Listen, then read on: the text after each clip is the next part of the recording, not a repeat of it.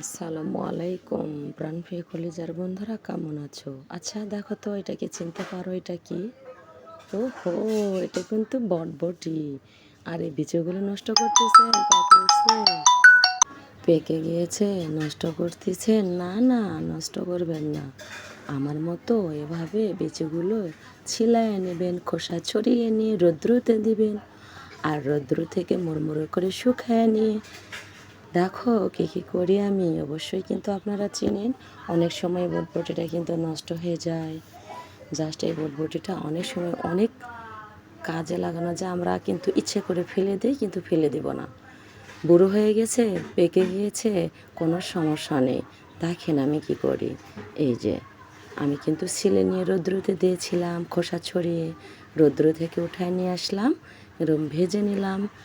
সিমের বিচির মতো, কিন্তু খাইতে অনেক মজা লাগবে, অনেক ভালো লাগবে। জাস্ট বলে বোঝাইতে পারবো না আপনাদের।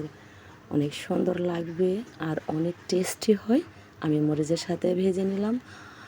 মরিচ দিয়ে কিন্তু মেখেও খেতে পারবেন, যেরকম চাল ভাজাটা কাঁচা পেঁয়াজ মরিচ দিয়ে মেখে খাওয়া যায়, এরকম করে বিচিটা মাখায় খাইলে অনেক ভালো লাগবে।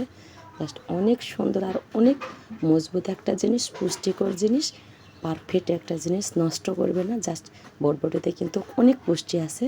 আর এভাবে খাইলে নষ্টও হলো না, কাজেও লাগলো, মনও ভালো থাকলো। দেখো না কীরকম হয়েছে, অনেক ভালো লাগে। আল্লাহ হাফেজ।